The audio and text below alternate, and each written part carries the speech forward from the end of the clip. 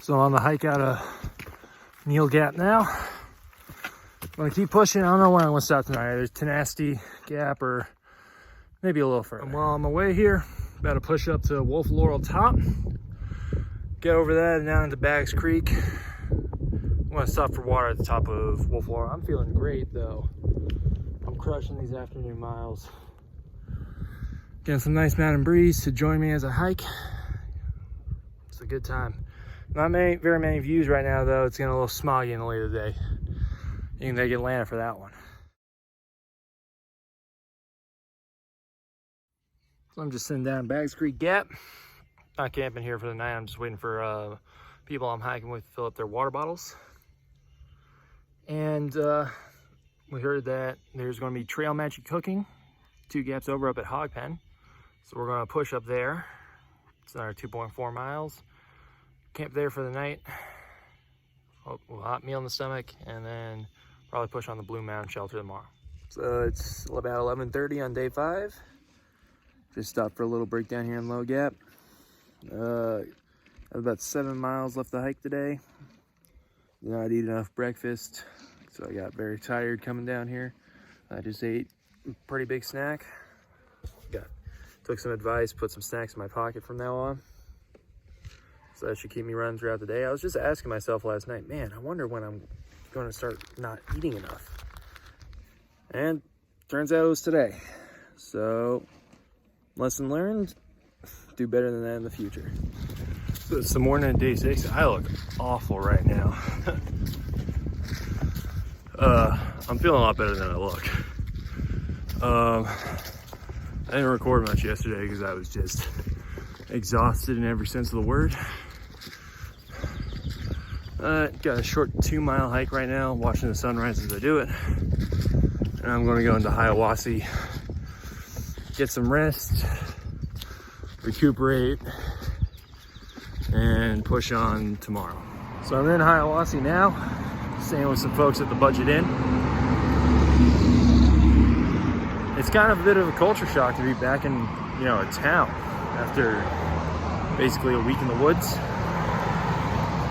But at the same time, it's kind of nice. I'm clean for the first time in God knows how long. So I want to go get some stuff that I need, some toiletries that I figured out that I needed, additional first aid supplies, food for the next couple of days, and get myself some warm weather clothes. Help me out a bit better. I was trying to think what my focus of this video was going to be. And I think what I'm going to try and focus on at least is, the changing of expectations that I've had since I got out here. Probably going to be writing a blog about that tonight. But I think that's a good thing to focus on for these next couple of days. See if it turns out. So I went and did my shopping. Got a 5-6 day resupply that'll hopefully carry me up into Franklin. I don't plan on coming back to Hiawassee or Helen, so hopefully this will take me the whole way. Feeling much better than this morning. A lot less dirty, as you can see. About to head over to the mail office, and mail home some stuff that I've replaced with lighter versions. You might also notice I bought a hat. It's from the Trailful Outfitters here in Hiawassee. Very nice people, helping me out with everything. Could not recommend their store enough. And then after that, I'm going to get some dinner at this bar and grill place that's right next to the hotel. So that should be a full day's worth of events. And then tomorrow, back on trail with a 13-mile hike up to Deep Gap. I think is where we're going. So I wanted to talk about a few expectations I've had that have just been shattered or otherwise, changed since I got out here. First of all, food carries. I think I talked about this a bit, but my first food carry was absolutely excessive. Once again, thank you to Bob from Mount Kaloa Falls for telling me how excessive that first food carry was, because I would have died several times over by now.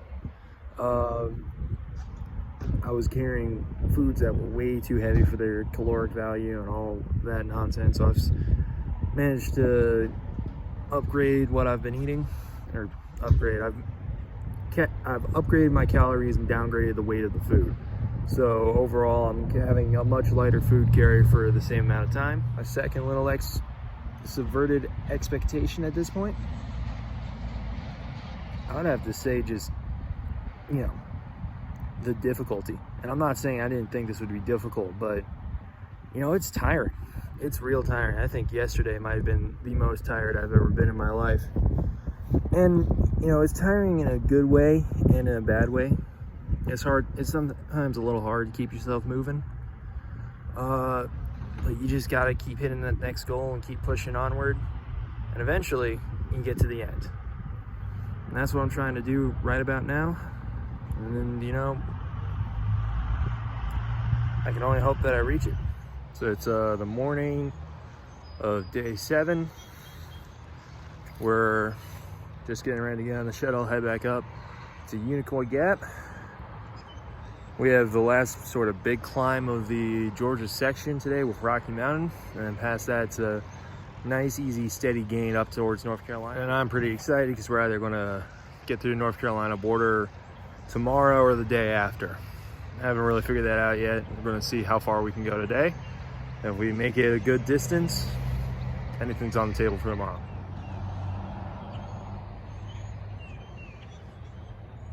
Piece of B-roll right here. So I'm on my way down Rocky Mountain now. These new clothes I got working out great. It's much easier to do these hikes in lighter clothes in warm weather than it is in the heavy clothes in warm weather. Just another expectation aversion I've added here. This is number 3 in this video so far. I keep hyping myself up for these big climbs every time, like Bloodbound and this. And the climbs up have been not bad at all. And then the climb down has been destroying my feet, which isn't great.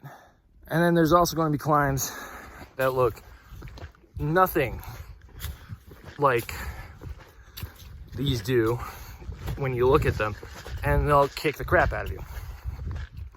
Which, you know, it's never fun to have happen, especially when you don't really have the ability to rest for another couple of days. So I'm down in the very eerily named Indian Grave Gap.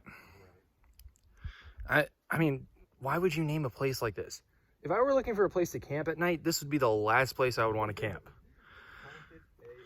Yep. So I just crushed about 3 miles in a little less than an hour, which is huge progress for me. That rest day coming in clutch. And we got about a 2-mile climb up to Tray Mountain Shelter, which is where I want to refill up on water.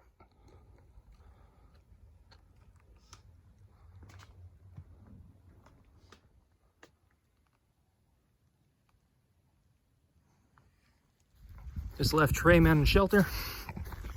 As you can see on my head, someone had dropped their sunglasses on the way. I want to see if I can find the owner or give it back to them. Otherwise, I'll just keep them. I need some sunglasses for later down the trail. So one of the things I had brought out here and been sort of smug about being against the grain with was my big, heavy Catadine pump filter. And don't get me wrong, works great if you want to filter a lot of water very quickly. Not for what I was doing. So I got a Sawyer Squeeze back in Hiawassee, and it's been 10 times easy. It was 10 times easier to filter myself up my next carry of water, which should take me to Addis Gap, and I'll refill up at Addis and hike over the last little peak of the day up and over into Deep Gap. So I'm up on top of Kelly Knob. This is the last mountain over 4,000 feet in Georgia, which doesn't really mean much because I'll be in North Carolina within 2 days, and everything in North Carolina is about 4,000 feet on the trail. So, you know, goodbye to this elevation for all of 2 days, I guess. I'm just taking in the view up here. Some good shots of the mountains. I think that's vaguely eastward. Not really sure. I'm just exhausted in a very good way today. I set a pretty tough goal for myself today at about 13 miles to get from Unicoi gap to deep gap shelter, and I hit it. And it's a good feeling to know that I can't hit that. Don't get me wrong, I'm taking it nice and slow, 7 or 8 mile day up to Plum Orchard Gap Shelter. But being able to hit that 13 miles in the first place feels pretty good, considering I don't think I would have been able to do a 13-mile day without my pack on a few months ago. So it's the morning of day 8. It's Saturday. I walked out here last Saturday. Officially been on the trail for a week now. That hike to Deep Gap last night, oh man, it wiped me out almost entirely. So I'm taking a nice easy day up to Plum Orchard Gap. I'm gonna stop for a little bit in Dix Creek Gap, take a rest, and then finish it out. That'll be the halfway point for the day, basically. I'm just sort of I'm a little bummed this morning because I've been in a cloud since I woke up. And we're supposed to get some rain this afternoon, and we're supposed to get a lot of rain over the next week. So that sort of put a damper on things a little bit, but just gonna keep on keeping on. So I just climbed out of Dix Creek Gap. I got some awesome trail magic down there. Rejuvenated me. I'm still taking the short day today, but I'm feeling good right about now, which is a good experience to have on the trail. So I made a Plum Orchard Gap. I am drenched right now. It has been a humid day, but I'm feeling great. So I'm gonna push the extra couple miles up the Bly Gap, break North Carolina today, which is exciting. So somewhere off in yonder area is the North Carolina border. So that is pretty cool.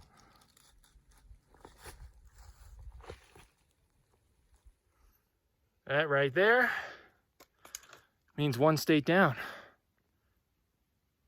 I forget how many more to go, but a few more to go.